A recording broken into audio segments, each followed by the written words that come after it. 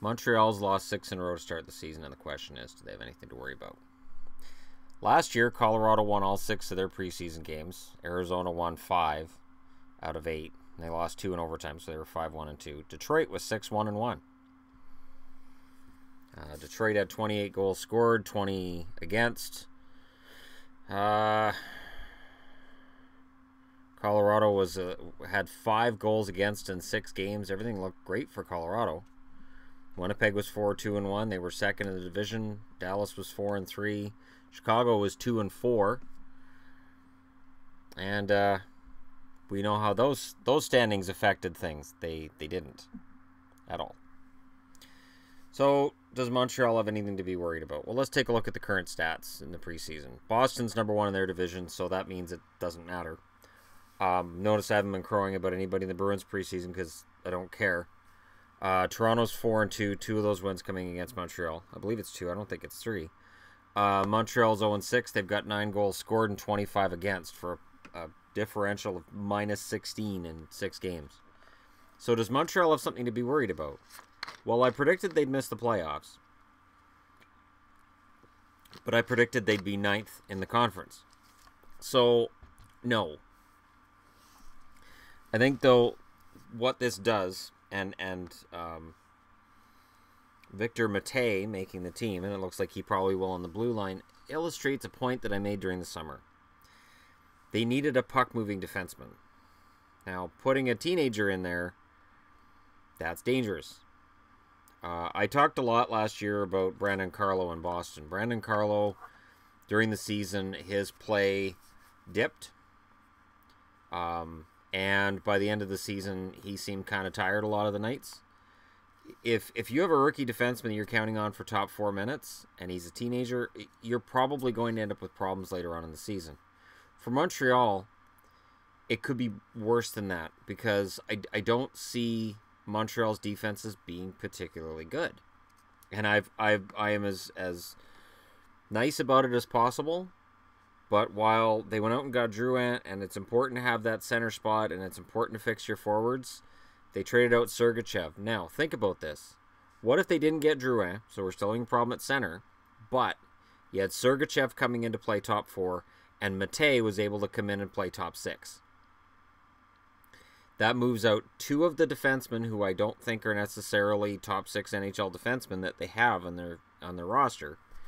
And Montreal's defense would look like it had a lot of upward momentum, scoring prowess, and a lot of good puck movement going on with adding Sergachev and Mate. Adding Mate is important.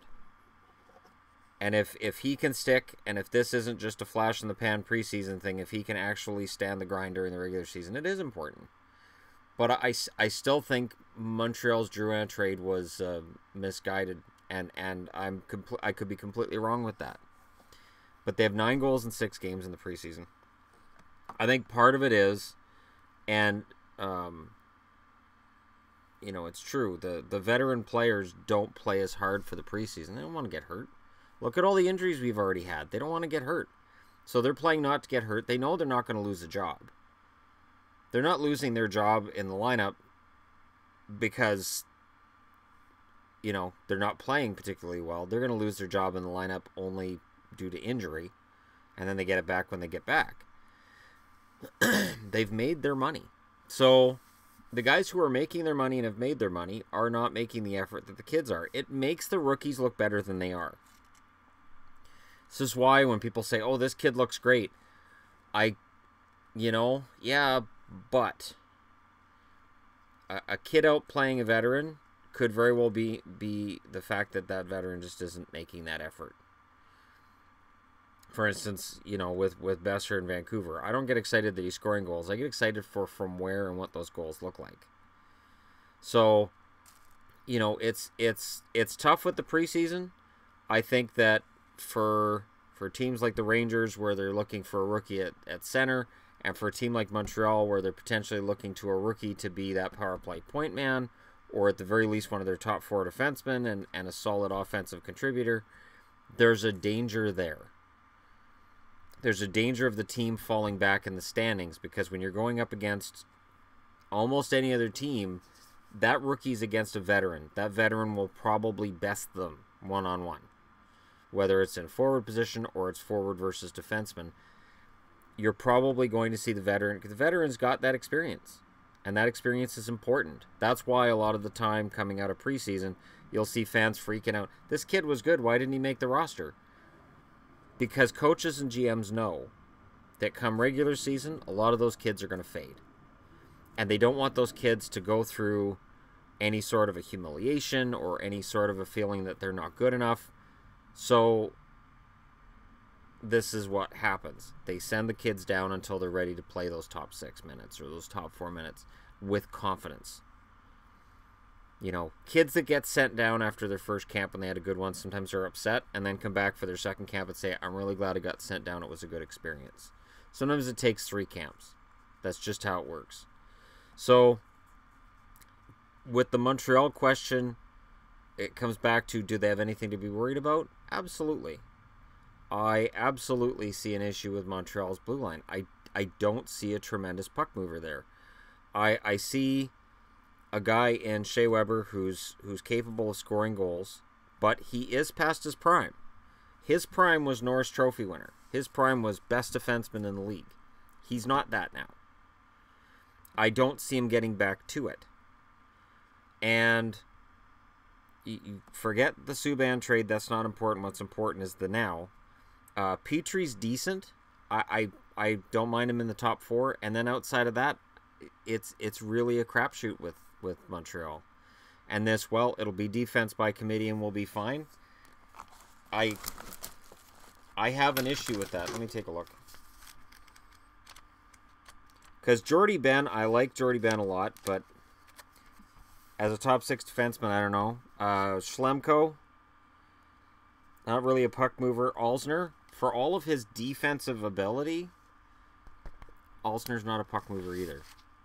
So if you put in Matei, and if Davidson's out, is Davidson hurt? I'm asking nothing. But either way, whoever it's pushing out probably isn't a top 6 defenseman anyways. This was part of what I said during the offseason and when I was talking about Montreal. This top 6 defense just isn't that good. Streit is a number 7 defenseman at this point in his career. He's not a top 6 guy. And Jordy Ben, I love the guy, but he was part of a Dallas blue line that was highly suspect. As much as I love Jordy Ben and I'm upset that Dallas traded him and I would love for Dallas to get him back, he's not a top 4. So you've got a top 4 now. If Matei plays, your top 4 is Alzner, Weber, Petrie, and Matei. And Matei would play with Weber. If Matei can play that role, that helps a lot. If Matei can't, and he's forced to because Montreal doesn't feel they have an option, it could be a really ugly start to the season for Montreal. The big unknown in all of this is, when I watched their game against Toronto last night, there were 2 goals I saw that went in past Carey Price that don't get in past Carey Price during the regular season. So the fact that their goaltending hasn't been as good as it's going to be during the regular season is a big part of the reason why this is not how it's going to go during the regular season. But should you be concerned if you're a Montreal fan? Absolutely. Moves made by Bergevin, there's no guarantees of which ones will and which ones won't work. My guess is I'm still sticking with my prediction of them being just outside the playoff picture. Could they get in? Could they pass Ottawa? Absolutely. Why do you think Erik Karlsson's talking like, I'm not hurt, I'm fine, I can come back? Karlsson knows damn well what position Ottawa will be in if he's out for a month. So Montreal needs to capitalize and they need to get it together so that as soon as the regular season starts, they're good to go. If losing and not playing well is what they're doing now so they can be ready for the regular season, fine. But Claude Julien, if he had any hair, would be pulling it out. So let me know what you guys think in the comment section below. If you're a Montreal fan, level of concern in a percent. 10%, 20%, 50%? Are you in a full-blown panic? Are you lighting your house on fire and moving to Nunavut? Let me know what you guys think in the comment section below. Don't forget to hit like and subscribe if you're browsing your way through. And thank you so much for watching. I'll talk to you again soon.